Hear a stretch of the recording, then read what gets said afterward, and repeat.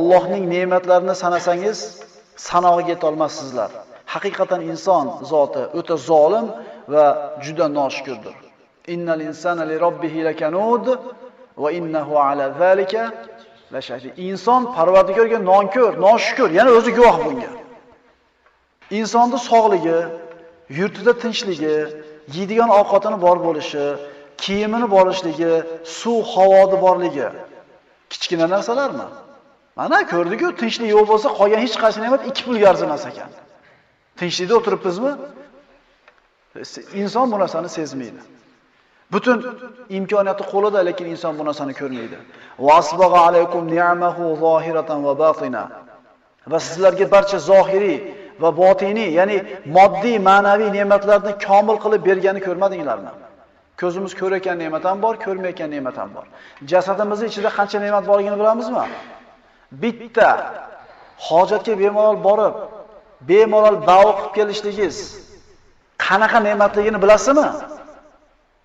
O'sha bavulni chiqara olmay qiynalgan odamning holini ko'rganingizda, uni ko'ziga dunyo qorong'u bo'lib ketganligida salom bergan odam ham ko'rmaydi, salom bergan odam eshitmaydi, to ana shu bavulni quvug'ini bo'shatib olguncha qanaqa azobda turganligini ko'rib turib, Allohga shukr, ko'pchilik bandalarni balolagan balo bilan meni balolamabdi, Xudoga shukr.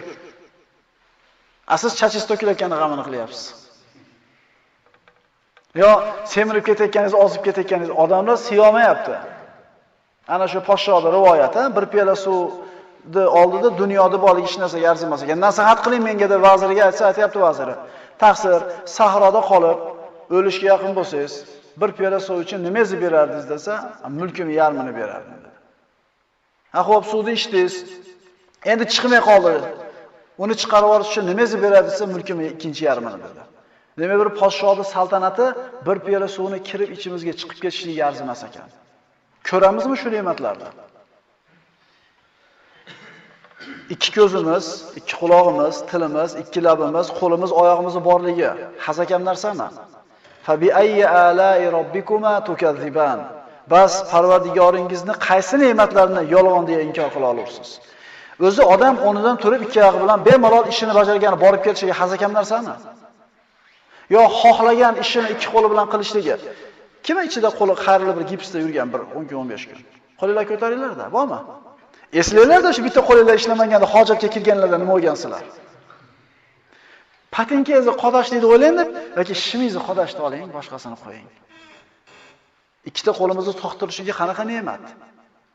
Lekin esdan chiqarib qo'yapmiz o'sha qo'limiz qiylangan kunlarda.